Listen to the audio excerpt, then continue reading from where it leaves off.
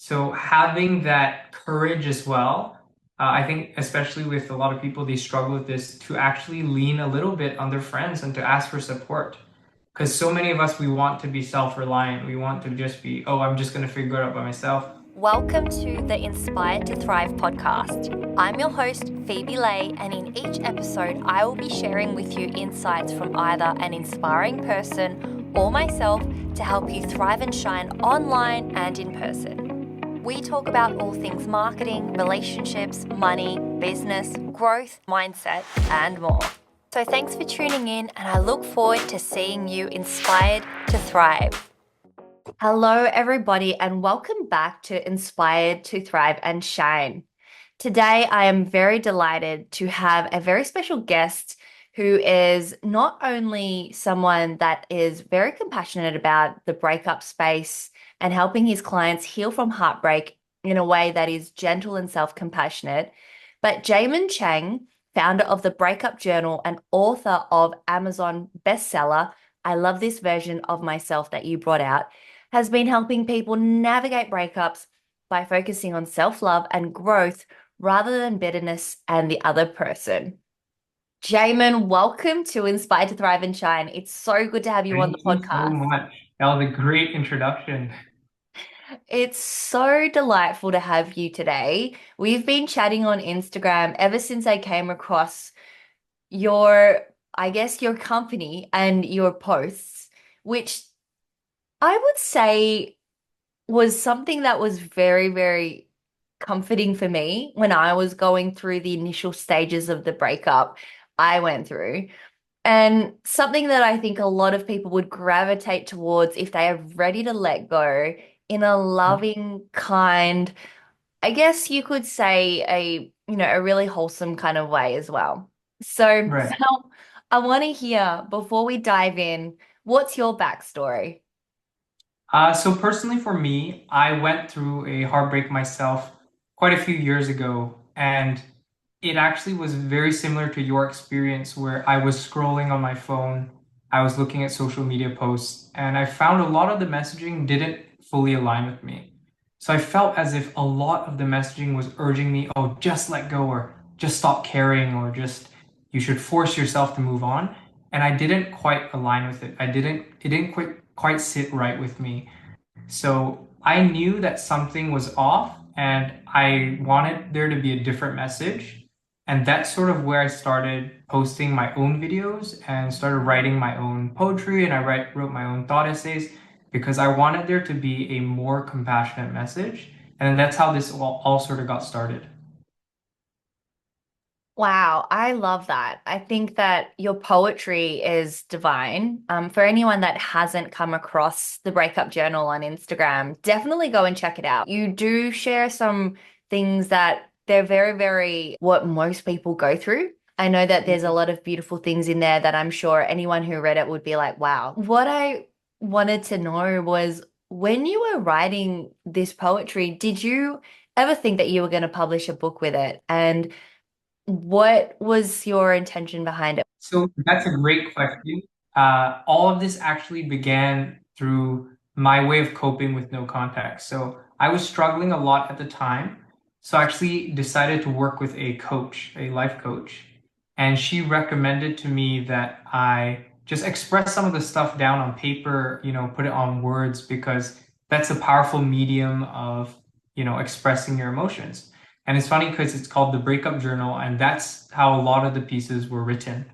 I actually put a lot of these poems, a lot of these thought essays into my own journal. And a lot of the things that I wanted to say or a lot of things that I wanted to express, I actually just put it down on paper as if I was speaking to the person. And I had no intention of writing a book at all or anything like that at first. It was just purely for me to heal. And I think that's what really connects with readers and the audience because it's just a real, experience of it. Yeah, I mean, no contact is so hard, especially when people have been together for a long time and that's what they know. And expressing themselves is such a huge part of the relationship. It becomes a monologue. What would you say to people that are going through a breakup right now that are in the no contact phase? What advice would you give them? I think one of my favorite quotes, and I say this a lot all the time, is that firstly, it's really important to validate the feelings that come up during no contact, which is it's okay to miss them, right? And it's normal to miss them. If somebody played a huge role in your life, there's going to be elements of missing them, even if it ended poorly, even if the relationship, you know, ended up in flames. And I think that missing step of validation and that self-validation is often what causes people to struggle so much with no contact.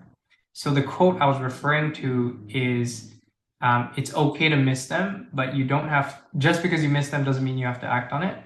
Smokers miss cigarettes when they try to quit. That is really, really true. I like that. I haven't heard that one before. Obviously, it's been a few years now, so it's probably different to how you felt at the time of writing the Breakup Journal. I love this version of myself that you brought out, which is a Yeah. fantastic book. But I wanted to know, like, if you were to see your ex, what would you say to her? What would you have said to her then versus now? That's a good question. I think there actually is an answer to that in the end of the book. So the final pages of the book are basically that question that you asked, where it was if I did have the opportunity to have one final conversation, exactly what I would have said was sort of put into a letter. So a lot of people, I've actually posted it online before, and a lot of people have resonated with it. They've said, oh, it feels really real. And because for that letter, it was intentionally written as if, okay, if I was able to say one last thing, this is sort of what I'd say. I think it hasn't changed much. I feel like I've gotten to write, and really the book wasn't just something that I wrote for other people. It really was a gift to myself, and I was able to experience, that level of closure through writing as well. So it really was also like a thing for myself. That's so beautiful. I'm going to ask you a really personal question, and feel free to tell me if this is way too difficult for you to share. But how long until you stopped missing her? Oh, that is a good question. I think actually to answer that question, a better way to say it would be to say that it's less about stopping missing a person, but rather coming to the point where it's no longer an issue. And what I mean by that is grief is a really complex topic, right? So when you examine grief and somebody who's lost people before, whether it's like your grandma or somebody close to you you've lost, there's always going to be an element of missing them. I think perhaps the beautiful and maybe a bit bittersweet part about loving someone is that that lasts with you for a lifetime. And whether it's maybe like just a small moment, a few seconds where you're in the grocery store and you see something that reminded you of them, you might just miss them for a short moment. And I think the point of quote unquote healing is when that doesn't become so big of an issue anymore. It becomes more of something that you can, see with grace and be like, maybe this is a bit beautiful. Maybe it stings a little sometimes, but that's okay and it just passes. I think that you are spot on there. I've definitely heard a lot of different people share thoughts on grief. And one of the things that really resonates with me when I was grieving my grandparent was that grief kind of, it's like a ball that every time it hits the edge of a box, there's that pain. So initially it's very, very painful, and then the ball starts to shrink, and it still bounces off the walls every now and then of the box, but each time it hits the wall, it stings less and less, and then Yeah. eventually that ball becomes smaller and smaller. But when it does hit, it still stings. That pain of losing someone is still there. And for me, when I lost my grandfather, I found that that was a huge one. Like, that was definitely something that I could still feel with that intensity, but it was just less frequent. But when it comes up, it's obviously there. And I think what you've just shared is so spot on. And for anyone that is going through grief, I hope that, that helps in some kind of way for you to know that it is something that is universal. And, I guess everyone does experience grief at some point in their lives. Yeah, I think there's an element to it where a lot of people feel guilt and shame. So that's one of the big things I focus on, where it's the space and the validation to accept how it is that you're feeling. because oftentimes people they have a gap between what they think they should feel and what they're actually feeling, and that creates a cycle of shame or guilt and this sort of spiraling. Whereas if they just allowed themselves the space to feel it, they would realize really quickly it actually passes a lot quicker and it becomes a lot easier to process if they're just allowed to feel it in the first place. Yeah, totally. I'd love to hear your thoughts on letting go isn't hard, holding on is. Right. Okay. That is a great point. So that is one of the things I talk about in my brand, where I at least believe, and this is sort of one of the main messages of my brand, is that when you really love somebody deeply, on some level, you have to let go of them. And what I mean by that is a lot of the experiences that we get to have, and experience as humans are just that they're transient and they happen in the moment, in the present. And then that's really all we get to keep of them. We get to keep our memories and our experience of them. And when you truly love something on a deep level, you start to realize that actually wanting to possess it and own it actually takes away from what it is. It's kind of like that quote where if you see a really beautiful flower and you want to appreciate it, you should leave it be and not pick it up, rip it out of the ground. So it's the same thing where when you come to this realization, loving somebody so deeply is also relinquishing your ownership over them. That's what I mean when I say it's like, okay, letting go is actually the easy part because that's the really loving act. And holding on, you start to realize is actually causing yourself more pain, especially in the context of a breakup. It's actually harming yourself. So something I say often is, contrary to popular belief, the highest love isn't self-sacrifice. The highest love is a love that includes yourself as well. And a lot of people miss out on that, I think.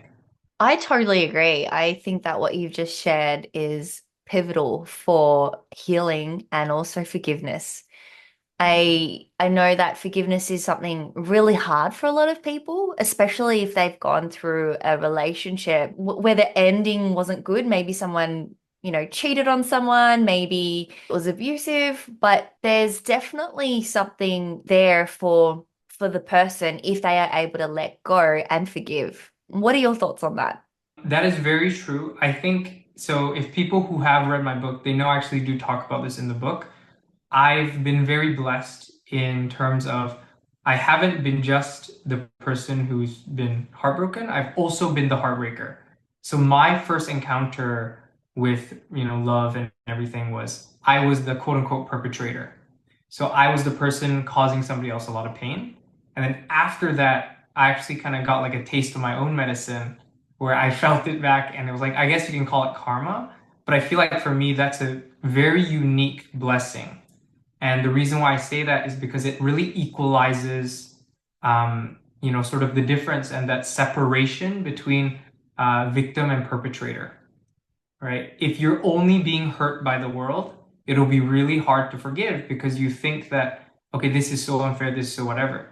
But when you start to recognize that all of pain actually is this universal thing that we all sort of get dished out at some point, it becomes a lot easier to recognize, okay, if somebody's being hurtful to me, they're just acting out their patterns of pain. And I can actually be the one to stop it because I love myself enough to not let this live inside of me.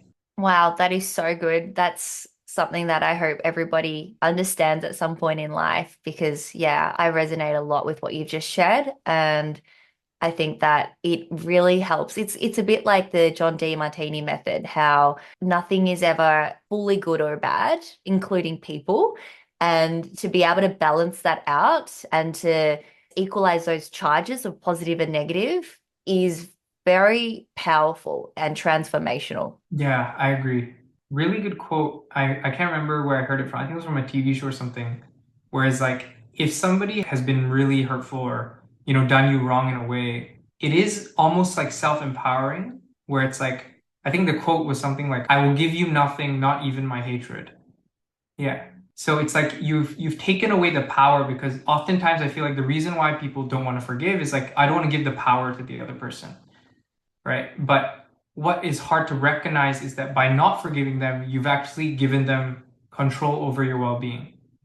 So forgiveness really isn't about them. You actually don't even have to involve them in your forgiving process. It's about freeing yourself from the pain. It's about freeing yourself from the resentment. That's so well said. So, so true. I'd love to hear your thoughts on unrequited love. In life, sometimes we fall for people that don't necessarily feel the same, or we don't necessarily feel the same about someone who has fallen deeply head over heels for us. And, I guess that's unrequited love. What would you say to the people that are experiencing that feel maybe not good enough, or maybe they just feel angry or resentful towards someone that doesn't feel the same about them? Right. So that is a very important topic, I think, because it happens especially nowadays with a lot of people feeling that way. And I see that message pushed out a lot on social media where people will actually measure themselves based on the reactions of other people. And I speak about this often where I say it's actually in a way almost like a self-betrayal. And here's what I mean. Uh, and a good way to illustrate this is with something called inner child work. So I speak of this where imagine you had a child for a second, right? And your child came up to you and said, "Hey, I was at school today. There's this person I really liked. I asked them out and things didn't go well. I got rejected. I'm feeling really sad. I'm feeling really like poorly about this." Imagine if somebody was like, "Oh, it's because you suck," or "It's because you're not enough." That wouldn't really make sense, and that would actually be quite cruel to the child, right? That would actually, we would probably consider that like an abusive parent. Like, oh, this is definitely not right. And it's so funny because when we illustrate it this way, it's like, oh yeah, of course you would never speak to a child that way. But then that's how people speak to themselves after, like, let's say somebody's been rejected, they immediately beat themselves up. They immediately self-attack. So I think there is that element of self-empowerment where you have to recognize, hey, if something quote unquote bad has happened to you, you have to be the one to show up for yourself. You have to rally for yourself if it feels like nobody is. Because you are, again, like taking care of that own inner child within you. You also have that relationship with yourself that can't be neglected. So to like get to the final point, somebody who is experiencing unrequited love, I think the hard work is to actually give that love back to themselves and to recognize just because somebody doesn't choose you doesn't mean you're not valuable or doesn't mean you're not enough, right? It could just be a misalignment. And that is the hard work. When I say, oh, unrequited love really teaches you how to love because it's not about the other person. It's about being able to look in the mirror and really see yourself for who you are. I think that when it comes to unrequited love, you're right. Like it is all about ourselves and how we view ourselves and how much power we give another person as well. If we can still say to ourselves, I am beautiful, I am amazing, I am kind, or whatever your I am statements are, and believe it truly from deep within, I think it makes it a lot easier to move on from the person that doesn't feel the same way, right? Yeah, for sure. Mm. Especially too, there's this really great, I can't remember, he's a TikToker, Instagram person. I think he's Tracks NYC. He gives away gold on the streets of New York City. And he like it's literally like just gold nuggets, literal gold nuggets. They're worth like maybe $1,000, a few $100s. And some people will just look at it and be like, oh, maybe this is a scam or something, is whatever. So they won't take it, even though he's giving away free value. And he knows because, okay, he's so rooted in, I'm literally just giving away free gold, but some people don't want it. And it's like the same thing with ourselves, I think. A lot of times people, they devalue themselves just because somebody, doesn't want to accept them. But the important work is to really root yourself in your own confidence that like, yeah, you are giving away gold or you're willing to share this. And if somebody doesn't want to, participate in that, perhaps they're missing out in their own way. I totally agree. I actually say something similar to the friends that have come to me when they are going through that, and great advice. If someone doesn't want to take what you have to offer. If you're handing out $100 notes or gold, then keep it to yourself or give it to someone that is going to really appreciate it and understand the value of it and admire it. Yeah, that's beautiful. Moving on to closure now. I mean, we've touched on closure already, but I know that in the breakup journal, you talk about having a funeral for your ex. And Right. Right. it's Yeah. something that I've never done before. I think that it's definitely something, a concept that will probably work quite well. Can you tell the audience or take us through what was your experience of holding a funeral for your ex? Yeah.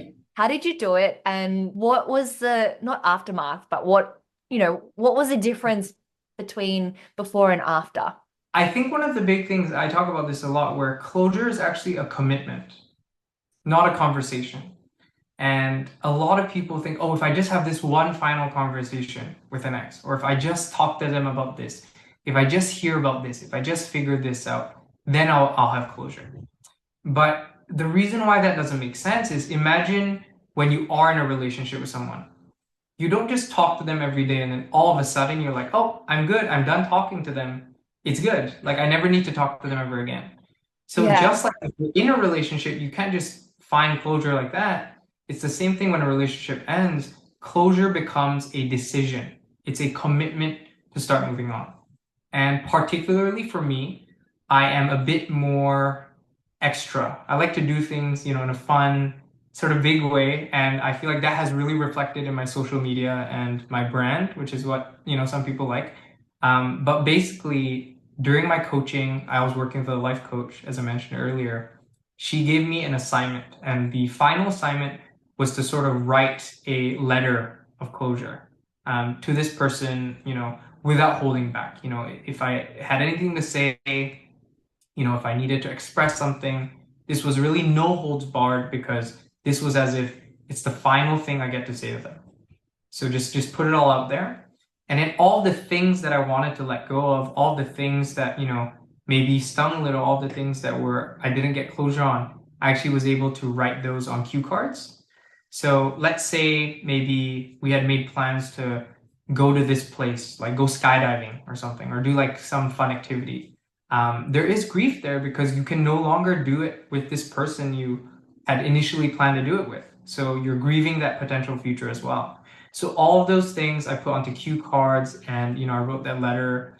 And I thought a fun way to do it would be to put it on a little boat. So I made like a little Viking funeral. Yeah, so I put it all on sort of the boat, and I sent it out slowly. First of all, just reading each card and really allowing it, to come up. So, and that's the thing about sort of grief, is that just because you commit to moving on, to having closure, doesn't mean it's gone. That's a very important point I need to highlight, where just because, okay, you do a funeral, it doesn't mean like all of a sudden you're good and you've forgotten about them. It means that you've committed to start, really, okay, I'm going to leave this in the past, even when stuff does come up. So I think you had another question, which was like, what was the after effects of doing that Viking funeral? I think the biggest thing was that it was, first of all, it was very like a solid thing. It was a very big, okay, I've done something concrete. So when you've done something concrete, it creates a self accountability in terms of, now that you know you've done this, it's like it's a lot easier to commit to, because that's the decision you've made. And also, let's be honest, it takes a bit of work to build a boat and write a letter and write cue cards and then set it on fire, buy flowers, like all those kind of things. So it really, again, is that relationship with the self. You've done all of this. It's not about the actual doing of it or the performing of it, but really the energy and the intention behind it. So I Mm. think after that, there was definitely a lot of times where, I would like go back to what was comfortable, be like, oh, I want to like still revisit the past or whatever. And I think after making that commitment, it just became easier to remind myself, wait a second, I've chosen to move forward. I've chosen to commit to this. I'm going to take one step. Yeah, wow. That's beautiful. I Didn't know it was a Viking funeral. It reminded me of a Thai or a Buddhist ceremony. Oh yeah, it could be that too. It's not, yeah. Now, I'd love to hear about moving on from a breakup. What do you say to your clients when they think they're ready for another relationship or when you were ready to start putting yourself out there again? I think the biggest thing, and this is a very big misconception that's pushed, is you need to be healed to start dating or to start getting into a relationship. Which, by the way, let's be honest, isn't actually something that's real. Like, what does being healed actually mean? If we're honest with ourselves, every single one of us is always going to have issues. We're always going to have wounds. We're always going to have triggers and traumas. So, getting to the point of being healed isn't really something that's realistic unless you want to live as like a Buddhist monk, because that's those are people who've committed to being healed as their status quo, and the way that they live isn't necessarily how you have to live. So I always say with people, it's less about these outside definitions, but it's about the actual intention and the energy behind it. So why are you choosing to put yourself out there? Why are you choosing to love? Why are you choosing to date again? And that's the only question you have to answer, because the only person you answer to is the person in the mirror. So if you start to date because of your own desire to be like, I need to fill this void. I feel unloved, so, I need to go seek it out. All Mm. you're really doing is you're betraying yourself, because you're not allowing yourself to show up in that way to actually provide that love for yourself. So it's less about, okay, let's cut out these outside definitions, oh, be healed, be unhealed. Maybe it's more about our intention behind it, how we're going into it. I totally agree. I am a fan of dating. I think that it's a good thing if you're ready for it. And for me, I remember when I first started dating again after my breakup, it was more of an act of self-love because I thought putting myself out there to meet nice, genuine, kind, healthy people is a good thing. It's going to also help me reset my nervous system from a really toxic relationship. But I Right, did right. notice that after a couple of weeks, I was like, no, I need to get back into my shell and continue healing and working through what I'm working through. And was asking myself whether I should continue dating. And obviously, the word should is that's already a warning sign. What I told myself is there's no right or wrong, it's just what feels right. Would you say if you had a best friend who has just come out of a breakup like yours, they were traveling, they were living together perhaps, what would you say to your friend who had come out of a long-term relationship and then went straight into another relationship? Is it ever too soon? I genuinely do think that it is important to understand that different people process grief differently and different people go through the healing journey differently. Personally, for me, I find myself to heal better when I take a little bit of time at least to process and to figure things out for myself. And generally, I found that works for a majority of people. That's not to say that anyone is wrong for immediately jumping back into it, because maybe that's how they're going to progress through the journey as well. I think you mentioned yourself, you wanted to get back out there, and at the time that felt right. And then after a while, you realize you wanted to get back in your shell. So who's to say that really that was wrong, because it led you to the right outcome anyways. So I think again, it's less about the actual doing, it's less about the actual action, it's more about the intention behind it. If it really feels right for someone, hey, listen, I need to put myself out there. I really, think this could be part of the journey and this is part of something that's going to help me heal, then perhaps that's something they need to explore. And that's really the big focus of this whole self-love and the breakup journal and everything, is that nobody's really going to be able to tell you what is best for you better than you can. Because at the end of the day, it's your life and you're going to know what is deep down, like, this is something that's right for me, this is something that's wrong for me. And I think learning how to actually reconnect with our intuition, reconnect with our authenticity and intention, that's what's important. And I feel like when everybody is able to do that, everything will just work out by itself. I absolutely agree. And I think you've said it perfectly. What about the people that go through a rebound? I know that that's a term that in my 20s, that was used a lot more frequently.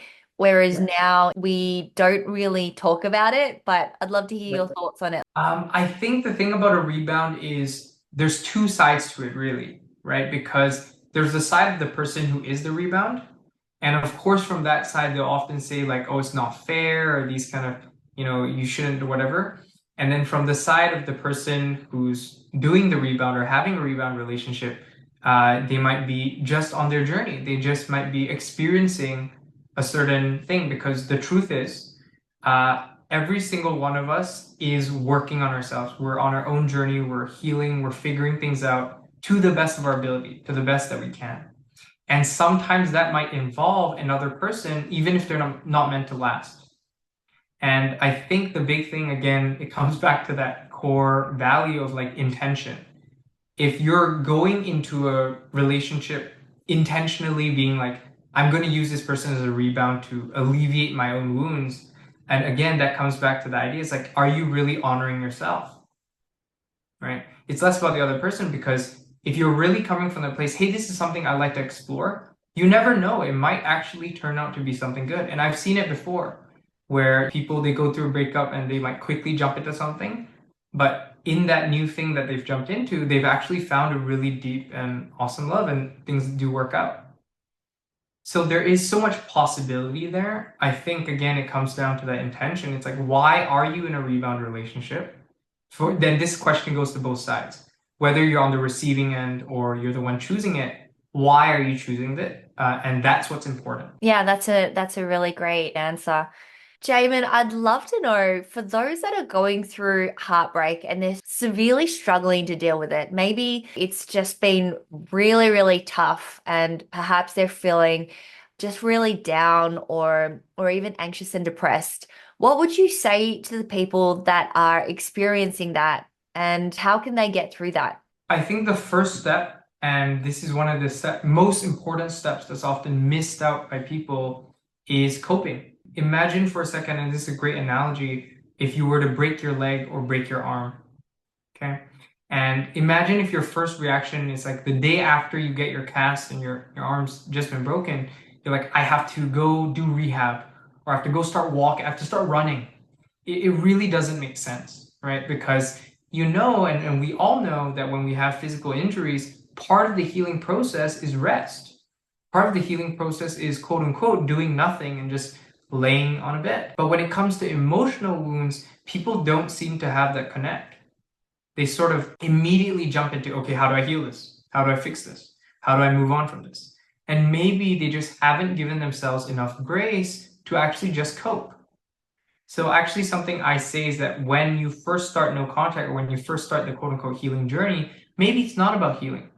Maybe it's about losing yourself. Maybe it's about freaking out. Maybe it's about, oh no, like, being depressed and being stuck on the couch watching a sitcom for a week or so, right? And I think having the grace to actually experience that allows people to build that relationship with themselves, that level of patience, that level of understanding and compassion. So start there. Maybe you need to start at coping. And then once you start coping, then it actually becomes easier to be like, okay, I'm starting to feel a bit more safe. I'm starting to feel a bit more okay. Maybe I can explore quote unquote rehab, which is like maybe, looking into some healing podcasts or looking into some books or looking into some things. And again, everybody's pace is going to be different, right? There is that aspect of like, if you're going rehab for like a broken leg, for example, some people might be able to walk faster than others. And it's not a comparison, it's not a competition. It really is about yourself and getting yourself to be able to walk again. And it really is, okay, now that I understand it's about me and it's about healing me, I'm going to focus on that.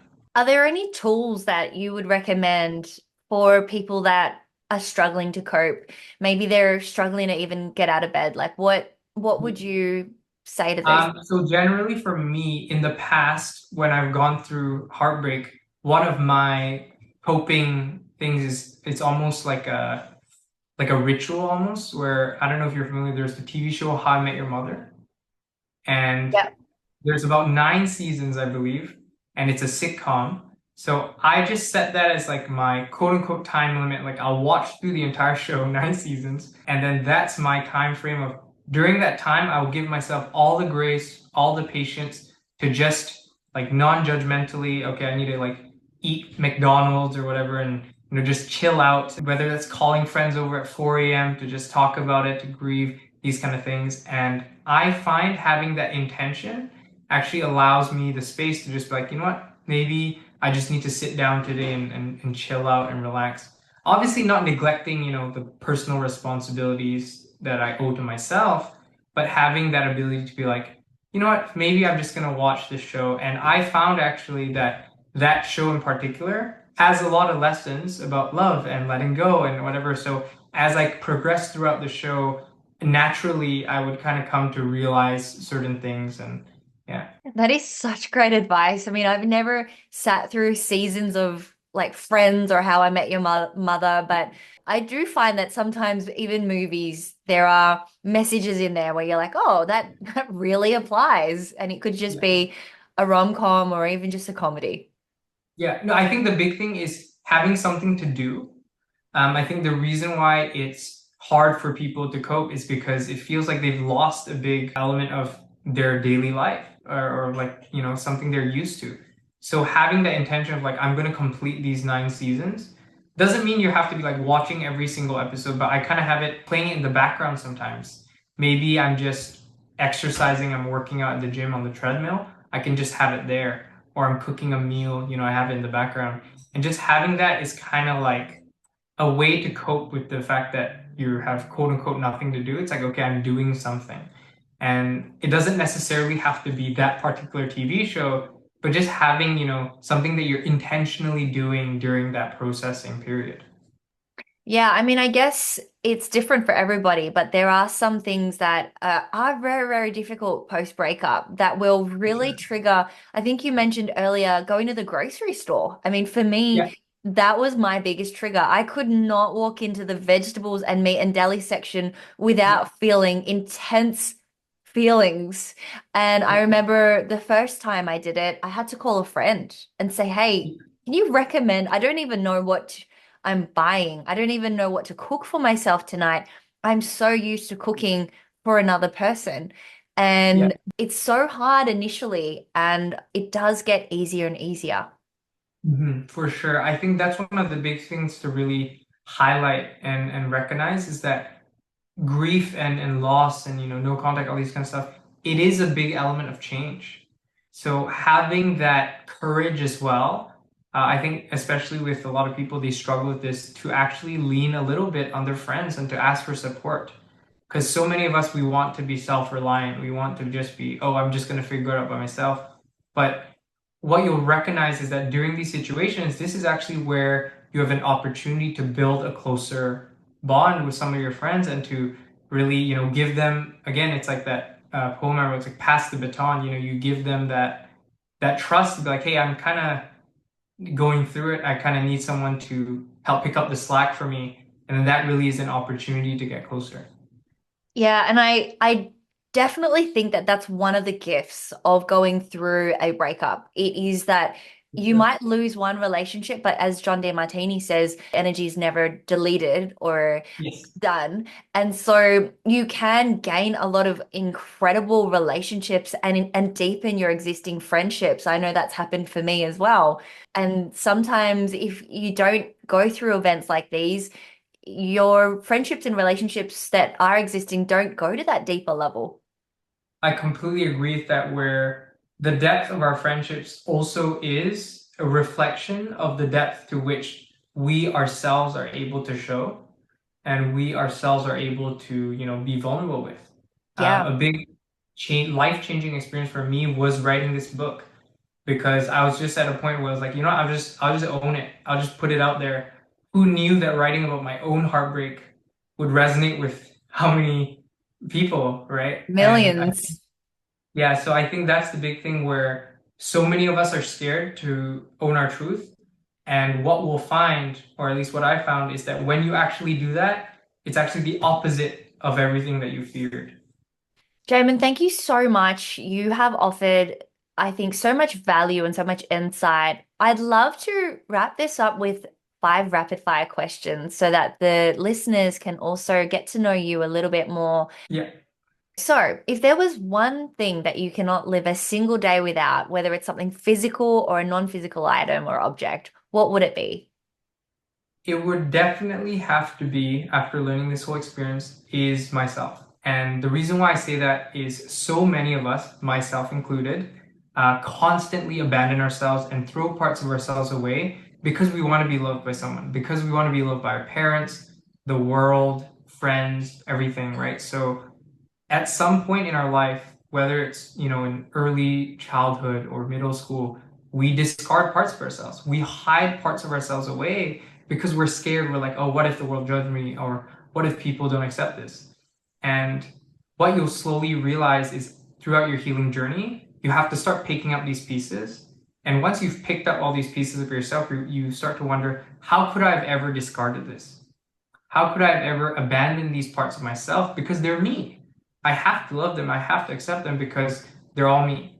And after learning that lesson myself, I find it very important. It's one of my most important things that I'm able to own and accept all these different parts of myself.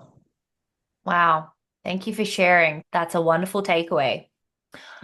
What or who inspires you to do what you do today? I think one of the big influences has to be my coach. And because she really was the one who kickstarted a lot of this of the healing process, a lot of the journey. A lot of my friends along the way, I've had some really good close relationships and friends where they're really helpful. And then obviously the person who actually did break my heart was a huge influence, was a huge, stepping stone. I think if I never went through that experience, I feel like I was living as a shell of a person of who I once was. I was never really fully complete. So something I say at the end of the book is, as if I was speaking to her, it's like, oh, you completed me, past tense. Because it was that experience that really got me to look in the mirror and recognize, wait a second, I've been abandoning parts of myself. I've been throwing parts of myself away. It's my job now to really reclaim it. Wow. My gosh. Thank you for sharing. Thanks for asking. Jaymen, where do you see yourself in 5 years' time? What do you want to have accomplished? 5 years, that is a big time frame. So far, I think all of the growth and everything I've experienced has been like definitely unexpected in terms of I'm very grateful, but it's like it's been crazy. Like 2024, just 2024, the amount of growth that I've seen. So I think the biggest thing and the most rewarding thing about this job and this company and everything is the countless messages I get from people telling me about how much it's helped them heal, how much it's helped them rediscover themselves and love themselves. So really, in the next 5 years, I'm just hoping that it continues to do that and it continues to impact more people and really put out that message there that it is up to us and we need to love ourselves. Yeah, wonderful. And I'm sure it does. I mean, you've definitely left a legacy there, that's for sure. What is one big takeaway that you've had recently that has changed the way you show up or changed the way you see the world? Ooh, recently, let's see, that's a good one. I think it's funny. I was actually mentioning to some clients the other day that there's no such thing as really being healed enough, or in terms of it's not about some outcome that you're trying to get to. Because I myself, as a coach, as an author, as a brand owner, tend to feel imposter syndrome sometimes because, if I'm feeling these certain feelings of like heartbreak, grief, and that kind of stuff, there's that certain expectation where I'm supposed to be good at dealing with it. I'm supposed to be healed. I'm supposed to be so and so. But the idea is that it really is about the ongoing process. It's about the journey. And something I say is that healing is a process, not an outcome. So it really is about the lifelong journey. And I think recently it's been sort of well demonstrated in my life that, I'm not perfect and I'm never going to be perfect. And that's part of the experience of life. We come here, to experience this, whether it's 80 years or shorter or longer even, to, try things out, to experience new things, to feel different emotions. All of it, the range of human experience is the point of it all. And it's easy to forget that sometimes. So I think, yeah, just reminding myself that, healing isn't linear and it is a process. Yeah, that's a really, really, that's a great tip. If you could leave the world with one message, and it was your last message, not just to your ex, but Yeah. to the entire world, what would that message be? Be kinder to yourself. Mm, yeah, And I say kind, and I don't mean nice. So I think the people often mix this up where they think being nice is being kind, but being kind is not being nice because there's many times where being kind is actually not what you want. So an example is during my healing process, part of my healing journey was to do cold plunges because I feel like it builds a lot of, that sort of confidence and that ability to face discomfort with yourself. There were many days where I did not want to go. I'm like, it's so cold today. I feel so terrible. I really don't want to go in some cold water. But the kinder act would have been to say, you know what? I'm doing this for myself. I'm choosing this because I care about myself, even though I don't want to do it, even though it's uncomfortable, even though I feel like I just want to stay at home and, be a potato on my couch. So the nice thing to do would be, oh, it's fine, I'll just stay home. And, that's acceptable sometimes. Sometimes maybe you need that. But sometimes being kind means giving yourself the space to face the discomfort, to open yourself up to the quote unquote hard things. that's really, really good advice. That's a great message to share.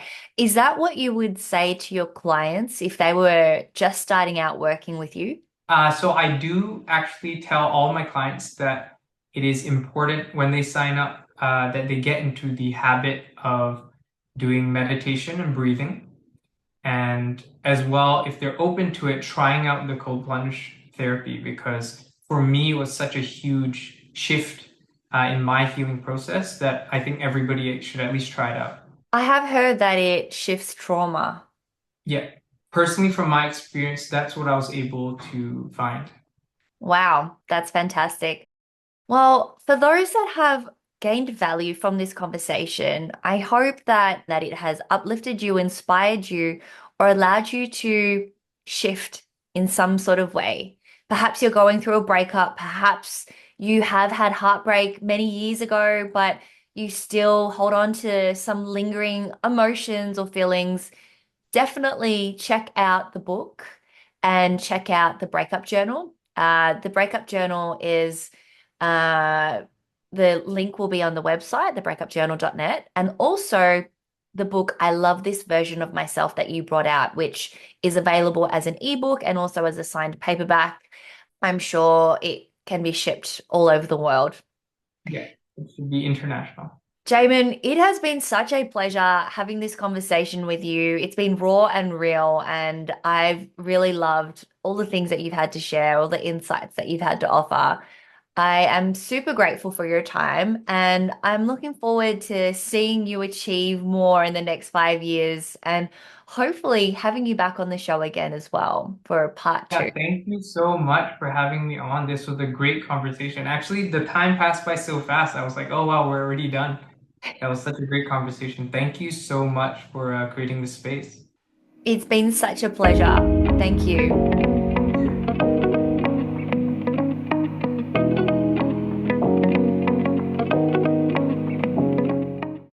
So thanks for tuning in, and I look forward to seeing you inspired to thrive.